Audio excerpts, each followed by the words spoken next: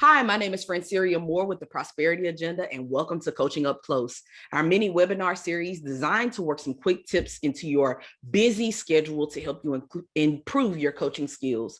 But first, let me introduce TPA. We are working to end persistent poverty by changing the way that we think about, build programs for, and coach families under financial stress. Coaching is, of course, a big part of our DNA, and we work with organizations all over the country on their coaching programs. Before we jump in, if you're joining us live, we'll have a question and answer session at the end of the webinar, so save your questions. And as a note, please feel free to view this video and past Coaching Up Close videos with your colleagues and those interested in incorporating coaching into their work with families.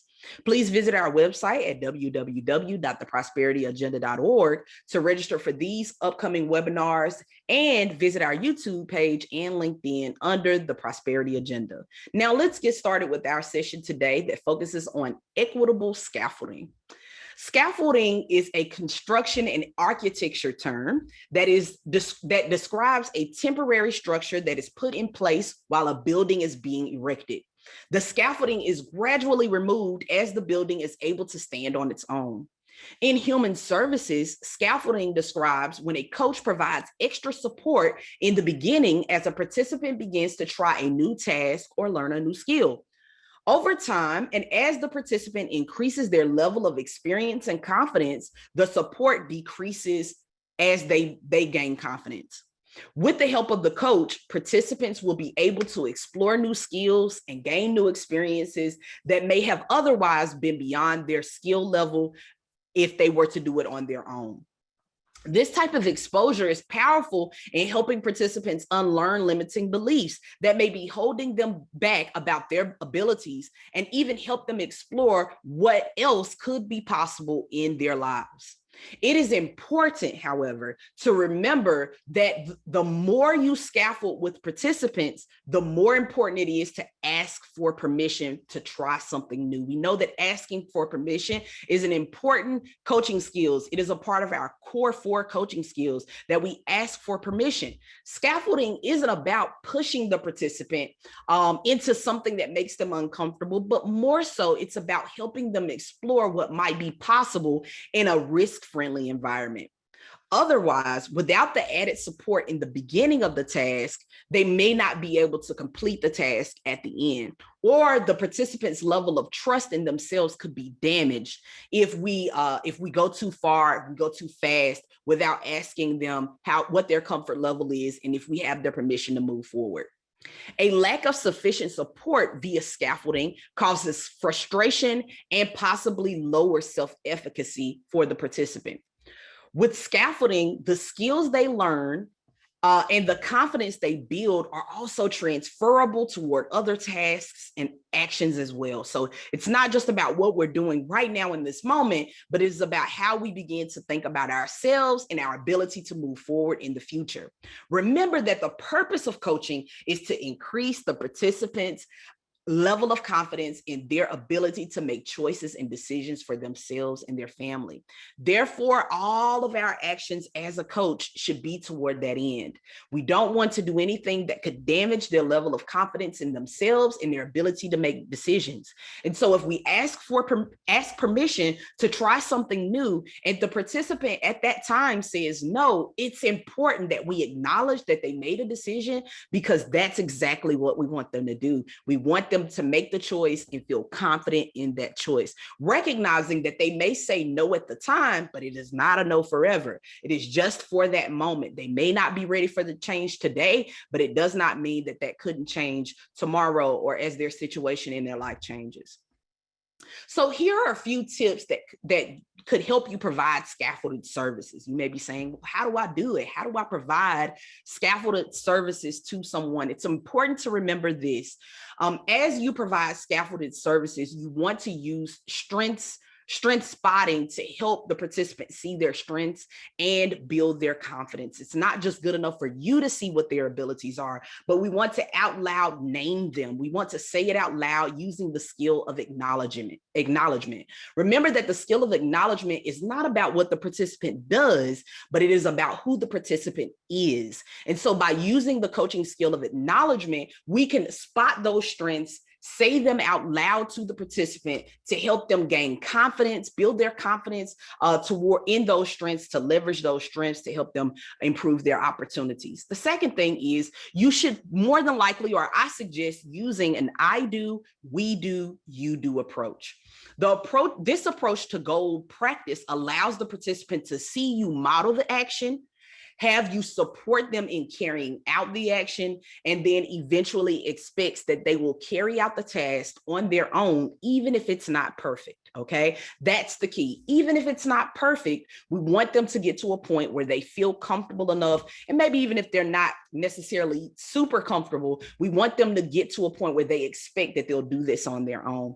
It's kind of the example of the first pancake. I don't know about you, but when I make pancakes, the first one is pretty not so beautiful, okay? But by about the second or third pancake, it starts to look really good. And that's the same expectation we want to set up for our participants. So I like to use the approach of I do it for them. They see me do it. I model how to do it. We do, I do it with you. Then I let you do it where you're leading the charge, but we're doing it together. And then the final stage is the you do, meaning they do it on their own. And then we assess what happened, whether good or bad. Remember, in coaching, we celebrate effort and we define success in terms of learning and not solely based on whether they accomplished a particular goal or achieved success. In our belief, even 1% of improvement leads to goal progress, okay? And so that's what we're focusing on, goal progress, not just the setting of the goal, but how are we making progress toward that goal? And also, how are we changing our behaviors in order to support the goal that we have made for ourselves? The third tip I'd like to share is that it is important to ask permission to try something new with the client. We talked about this a little earlier, but it's important to ask for permission when we're trying something new with the client and acknowledge that you will be there with them all along the way, and that at any point where they feel uncomfortable or if it becomes too difficult or too much for them, because life is fluid, things change often, it is okay and important that they feel comfortable enough saying something to you. So we want to set that expectation. One, we want to ask for permission. Then we want to let them know that we will be there with them throughout the process so that they feel safe. And then the last part of that tip is to also say, if at any point it becomes overwhelming or too difficult, let us know and we will regroup. That expectation is completely understood. And then lastly, the last tip I'll share with you about scaffolded services is that it is vital that we acknowledge at the beginning of the process that eventually these services will be gradually removed. This is done in order to provide trauma-informed care so that the participant is not blindsided or feels neglected by the sudden disappearance of support. If you think about supporting a child who's learning how to ride the bike, you want to give them that guided support with your hand on the back. Maybe we also have training wheels there. Eventually we'll remove the training wheels and it'll only be our hand. And then eventually we'll take our hand off and we'll let that child continue to ride. But it's important to say at the beginning of these scaffolded services that there is the expectation that eventually it will be removed. That does two things. It sets the expectation to provide trauma-informed care, and it also sets a deadline in the mind of the participant so that they don't become dependent on the support because they know that the support is temporary. Okay, well, that's it for today. Thank you for watching. Join us next month for more coaching tips and resources, and be sure to stick around for our question and answer portion. And of course, if you have questions about our coaching training program, or if you would like to sign up for the next Coaching Up Close mini webinar, please visit us at theprosperityagenda.org and check out our LinkedIn page. Until the next time, everyone be well. Thank you. Bye. All righty. Hi, everyone. If you have any questions or comments or any best practices that you would like to share for the group at large, please make sure that you use the chat box to add those questions and comments. If you'd like for everyone to see it, if you could go to the chat box, change it from all panelists to all panelists and attendees, and we can have some conversation now to support one another in our coaching practices. So feel free to drop your questions in the chat box. I'll be here for a few more minutes.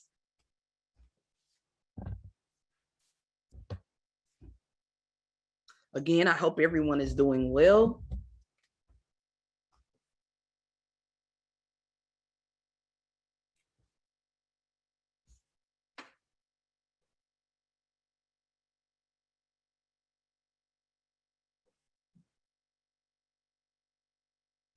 Will this recording be available to watch later? I missed a lot trying to take notes. I understand. Yes, this recording will be available on Friday on our YouTube page. We have all of our past Coaching Up Close videos over on our YouTube page. Just search the Prosperity Agenda on YouTube. And we have a coaching playlist just of Coaching Up Close, and this video will be added on Friday. Great. Thank you for that. Thank you, Maria. I am glad that you enjoy. And also, if there are topics that you would like for us to cover, please feel free to email me directly. You can email me at franm@theprosperityagenda.org. I'll drop that in the chat box. We're always looking to be responsive to the needs of practitioners.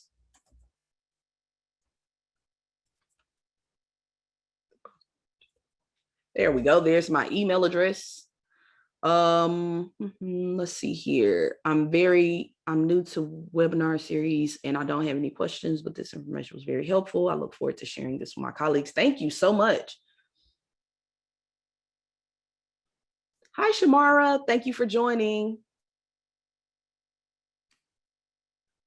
Okay, we have a question here that says, do you give a timeline when using scaffolding? I think that a timeline is appropriate.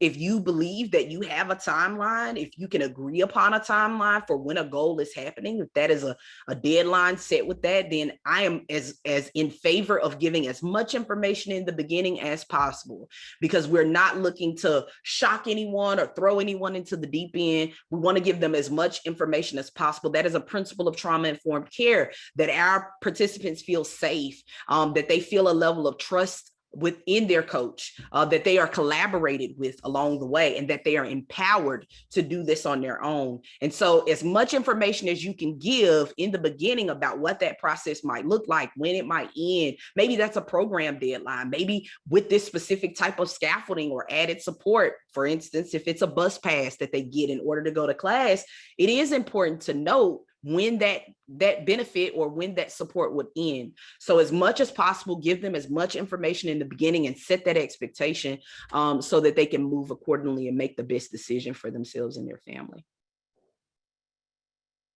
Thank you for that question. Any other questions about scaffolding? Any other questions about providing scaffolded services? All right. Well, if there are no other questions, we will see you next month, everyone. Again, if you have any topics that you would like for us to cover that would be helpful, I encourage you to email me directly and send me that suggestion. I would be more than happy to take a look at that and figure out how we could have that discussion on one of our upcoming Coaching Up Closes. Until the next time, please be safe, stay healthy, and be well, be kind to yourself and one another. And we'll see you next month. Thanks, everyone.